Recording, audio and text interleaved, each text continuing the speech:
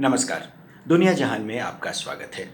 इस बार हमारी चर्चा का विषय है पाकिस्तान और वहाँ इमरान खान सरकार पर जो संकट के बादल मंडरा रहे हैं, उनकी सरकार बिल्कुल जाने की स्थिति में है, ऐसा लग रहा है।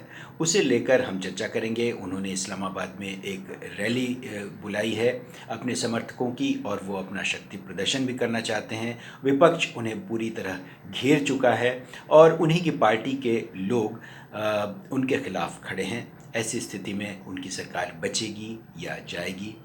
जिस तरह से पाकिस्तान के प्रधानमंत्री इमरान खान ने भारत के समर्थन में, भारत के विदेश नीति के समर्थन में जो बयान दिया है, इन तमाम मसलों पर हम बात करेंगे। हमारे साथ पत्रकार सत्येंद्र रंजन हैं जो विदेश मामलों के जानकार हैं, और सत्येंद्र जी लगातार अंतर्राष्ट्रीय मामलों पर अपना विश्लेषण लिखते रहे हैं।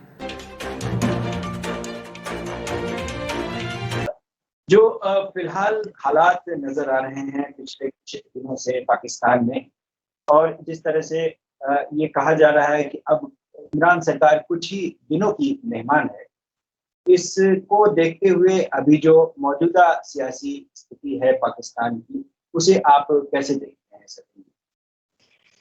देखिए, आज अगर जिस समय हम लोग बात कर रहे हैं, इस समय एक चीज जो लगभग तय लग रही है कि इमरान खान की सरकार नहीं बच पाएगी। और अभी उनकी तरफ से हालांकि ये बातें कही जा रही हैं कि उनके चूंकि 2 दर्जन उनकी पार्टी के सांसद पाला बदलकर दूसरी तरफ चले गए हैं, तो उनकी उम्मीद इस पर टिकी है कि उनको किसी तरह से वापस लाया जा सके। और इसलिए इस पॉइंट ऑफ टाइम में वो जो नो कॉन्फिडेंस मोशन है, अविश्वास प्रस्ताव है, उस पर मतदान को डिले करना उनकी प्रैक्टिस है। लेकिन उनको सफलता मिलने के स्थिति में है ऐसा लगता नहीं है। और विपक्ष की जो गोलबंदी है और विपक्ष की जो स्ट्रेटजी है, जिस ढंग से तकरीबन 24 उनके सांसद टूटकर सिंध हाउस में, जिस पर कि जहाँ की विपक्ष की सरकार है और जो विपक्षी पुलिस सरकार की पुलिस के तहत जिसका सिक्योरिटी है, वहां जाके उन्होंने पनाह ले ली है पिछले 2-3 दिनों से, 4 दिनों से शायद। तो उसके बीच में उनको कैसे मनाकर वो इधर ला पाएंगे, ये अभी समझ पाना बहुत मुश्किल लग रहा है। तो ऐसे में फिर जो 25 तारीख को नेशनल असेंबली का सत्र बुलाया गया है, ऐसा खबर ऐसी है कि 26 से उसमें चर्चा शुरू होगी और 27 को उस पर मतदान होगा, जिस दिन की इमरान खान ने बहुत बड़ी 10 लाख लोगों की सभा इस्लामाबाद में बुलाई हुई है, और विपक्ष ने भी बुलाई हुई है, जिसका दावा है कि उसमें 20 लाख लोग आएंगे। तो एक यह जो भीड़ की राजनीति है, इसने एक वहां के सिक्योरिटी को लेकर न सिर्फ पॉलिटिकल बल्कि सोशल स्टेबिलिटी को भी लेकर सवाल खड़े कर दिए हैं। और 2 दिन पहले हम लोग देख चुके हैं कि जो इमरान खान के समर्थक हैं, उन्होंने सिंध हाउस पे धावा बोल दिया था, वो गेट को तोड़ते हुए अंदर घुस गए थे। तो अभी की जो आपने जो सवाल पूछा कि अभी की स्थिति को कैसे देखा जा रहा है, पॉलिटिकल इनस्टेबिलिटी तो बहुत साफ है, सबके सामने है कि एक राजनीतिक रूप से अस्थिरता हो गई है, जिसमें जो सरकार थी उसके जाने की संभावना ज्यादा है। इसका कोई ऑल्टरनेटिव अरेंजमेंट कोई ऐसा हो पाएगा जिसमें मजबूत सरकार बन पाएगी, इसकी संभावना कम है, क्योंकि जो भी विपक्षी पार्टियां एकजुट हुई हैं उनके आपसी संबंध भी बहुत अच्छे नहीं है।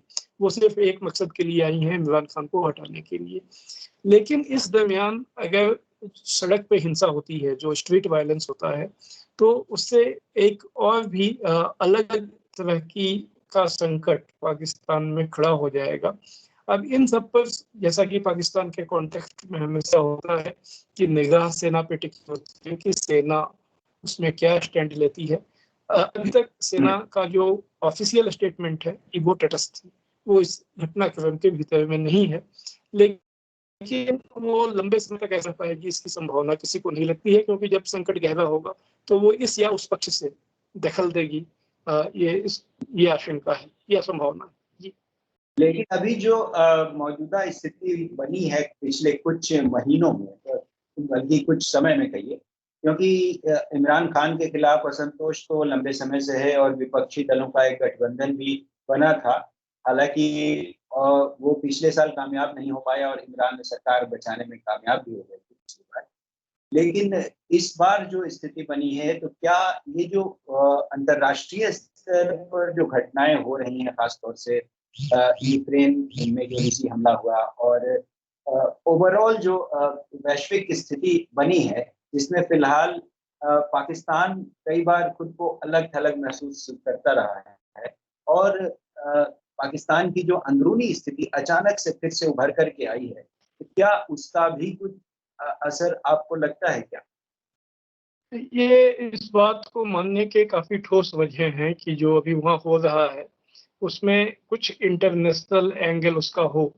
इसलिए कि इमरान खान की सरकार जो है, इमरान खान एक नॉन ट्रेडिशनल पॉलिटिशियन है। वो किसी पॉलिटिशियन से नहीं आए हैं, ना वो उस ढंग की पॉलिटिक्स उनकी है जो एक लंबे समय से जो लोग राजनीति में रहते हैं। तो इसके बीच में उन्होंने जो वहाँ के जो होते हैं, उसको उन्होंने चोट पहुँचाई है और ख़ासकर इंटरनेशनल संबंध में वो पाकिस्तान को बहुत तेज़ी से चीन के करीब ले गए और हाल में रूस के भी करीब ले गए। जिस दिन यूक्रेन पे हमला हुआ, वो उस दिन मॉस्को में ही थे और जब उनसे संवाददाताओं ने पूछा, तो उन्होंने कहा कि ये बहुत ही रोमांचक समय है यहाँ होने के लिए। उसके बाद से पश्चिमी देशों की का जो रिएक्शन रहा है, वो बहुत सख्त रहा है। जो अब इस्लामाबाद में यूरोपियन यूनियन के जो राजदूत हैं, उन्होंने एक साझा बयान जारी करके पाकिस्तान से कहा था कि आप यूनाइटेड नेशंस में तो उसके खिलाफ वोट दीजिए। उस पर भी इमरान खान ने बहुत कड़ी प्रतिक्रिया दिखाई और उन्होंने पूछा कि क्या हम आपके गुलाम हैं, कि हम आपकी बात हम मानेंगे। और वो लगातार अपने भाषणों में ये कहते हैं कि मैं पहला ऐसा प्राइम मिनिस्टर हूँ पाकिस्तान का, जो अमेरिका के राष्ट्रपति या वहाँ के नेताओं से आंख में आंख डालकर बात करता है। कुल ऐसी जो बातें भी सामने हैं, उससे तो ये लगता है कि जो वेस्टर्न कंट्रीज हैं, जिनका कि बहुत बड़ा एक लॉबी है पाकिस्तान के भीतर में, क्योंकि ट्रेडिशनली पाकिस्तान अमेरिका के खेमे का देश रहा है शुरू से, जब से वो बना और तब से कोल्ड वॉर में और उसके बाद भी उस बल्कि उसकी जो नीतियां होती हैं, वो कहा जाता था पहले की वाशिंगटन से तय होती हैं। तो उनके इंटरेस्ट और उनके समर्थक लोग पाकिस्तान में बड़ी संख्या में हैं। यूरोपियन यूनियन भी इस बीच पाकिस्तान से नाराज हुआ है। तो ये दो बड़ी हैं और या इनके जो समर्थक वहाँ पर लॉबी है, जो लोग हैं, उन्होंने इसमें कोई रोल प्ले किया होगा, यह मानने की है।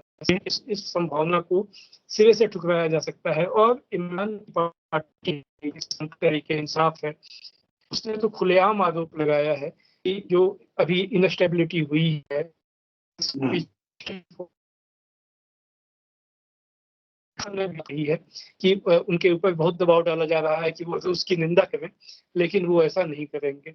तो इस बात से इनकार नहीं किया जा सकता है और ये देखते हुए कि थर्ड वर्ल्ड कंट्रीज में इस तरह का हस्तक्षेप कोई नहीं बन जी।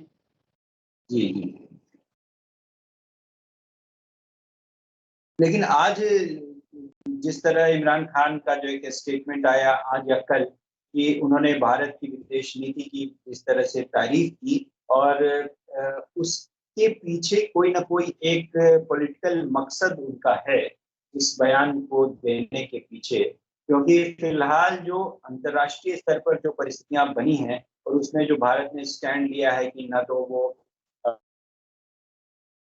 रूस के का या पश्चिमी देशों के खिलाफ जाता है और अपने देश के हितों की बात करता है, ठीक वही स्टैंड पाकिस्तान भी लेना चाहता है शायद आने वाले वक्त में, क्योंकि जो उस पर ब्रांडेड होने की जो एक मुहर लगी हुई है, अमेरिका परस्त होने की जो मुहर लगी हुई है, शायद उसको वो मिटाना चाहते हैं, इसलिए शायद उन्होंने ये बयान दिया। आप क्या सोचते हैं उनके इस बयान? जी, यह भी एक इस बात को दिखाता है कि Imran Khan non traditional politician है और गैर परंपरागत राजनेता है, क्योंकि पाकिस्तान और भारत दोनों देशों में यह स्थिति है कि वहां पर एक दूसरे की तारीफ करना राजनीतिक रूप से नुकसान का सौदा होता है।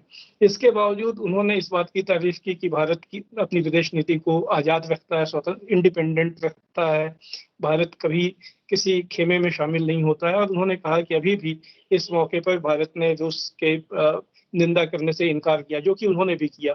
अब ये एक विडंबना है कि जो यूक्रेन पर हमला हुआ, उसमें भारत, चीन और पाकिस्तान तीनों का स्टैंड लगभग एक जैसा है, जबकि इनके आपस के जो संबंध हैं वो हम लोग सभी जानते हैं कि उसमें कितना तनाव है।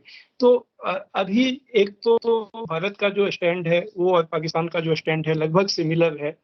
दूसरी चीज यह है कि इमरान खान जो लगातार यह बात कह रहे हैं कि हम अपनी एक इंडिपेंडेंट ऐसी पॉलिसी अपनाना चाहते हैं जिसमें हम अपने पक्ष में हैं, हम किसी के भी पक्ष में नहीं हैं, हम पाकिस्तान के पक्ष में हैं। और यही बात उन्होंने कही कि भारत ने हमेशा से ऐसी पॉलिसी रखी है जो अपने इंटरेस्ट को देखकर, अपनी सोच के हिसाब से वो अपना स्टैंड तय करता है। तो इस बात की उन्होंने तारीफ की, लेकिन इस बात पे गौर करना चाहिए कि भारत तारीफ करना पाकिस्तान में पॉलिटिकली और वहाँ का जो इमोशनल सिचुएशन होता है वो नुकसान का सौदा है। फिर भी उन्होंने ये बात कही, तो ये दिखाता है कि वो परंपरागत गुणा भाग से नहीं चलते हैं, और जो मन की बात है उसको वो कहने का साहस रखते हैं। तो उनके इस यह होगा, अब बयान देखना होगा। आने वाले वक्त में जो अविश्वास प्रस्ताव आने वाला है, या फिर जिस तरह से उनकी और स्थिति कमजोरी हो रही है, तो क्या आने वाले वक्त में उनके इस बयान का भी बहुत निगेटिव असर पड़ने वाला है और उनकी सरकार जो शायद वो बचाने की कोशिश में भी लगे हैं लेकिन बच नहीं पाएगी, ऐसा लग रहा है। तो क्या इस बयान से भी जो विपक्ष के लोग हैं उनको पूरी तरह से घेरेंगे? हाँ, वो घेर ही सकते हैं, क्योंकि शहबाज शरीफ जो कि पीएमएल नवाज के लीडर हैं, उन्होंने अभी एक इंटरव्यू में इनकी इस बात के लिए बहुत ही निंदा की थी, आलोचना की थी कि ये अमेरिका के खिलाफ बोलते हैं। अब उसी तरह जब वो भारत के पक्ष का के एक पहलू का उन्होंने समर्थन किया है तो इसको वहाँ मुद्दा बनाया जाएगा। लेकिन शायद इमरान खान को एहसास हो गया है कि वो अपनी सरकार नहीं बचा पाएंगे, और 3-4 दिन पहले उन्होंने अपनी पार्टी के लोगों को कह भी दिया था कि आप पोजीशन में बैठने के लिए तैयार रहिए। तो जब उन्हें ये लग रहा हो कि सरकार तो वैसे भी नहीं बचने वाली है, तो जो बात है उन्होंने कहने के लिए उनको जो लगा वो उन्होंने इस बात की भी तैयारी में है। यह भी जिस ढंग से उन्होंने रैली बुलाई है, और वो रैली बिल्कुल संसद भवन पे बुलाई गई है। कोई इस्लामाबाद चौक है जो नेशनल असेंबली के ठीक सामने है, और वहाँ 10 लाख लोग, अगर 10 लाख नहीं 5 लाख भी आते हैं, तो ये इस बात को जाहिर करता है कि इमरान खान इस आकलन पे है कि उनकी सरकार नहीं बचेगी, और इसके बाद इस लड़ाई को जनता के बीच में ले जाएंगे। अब जनता के बीच में इस बयान का क्या असर होगा ये देखने की बात होगी। अभी इसका पूर्वानुमान लगाना मेरे लिए ठीक नहीं भी है और संभव भी नहीं होगा। जी जी, बहुत शुक्रिया आपका सत्येंद्र जी, क्योंकि अभी हम लोग इस मसले पर अभी और बात करेंगे, क्योंकि लगातार पाकिस्तान में जो सरगर्मियां हैं वो बढ़ रही हैं और स्थिति दिनों दिन खराब हो रही है। और हमारा मानना है कि आने वाले वक्त में हर रोज पाकिस्तान सुर्खियों में बना रहेगा और हम इस पर चर्चा जारी रहेगी। फिलहाल जी।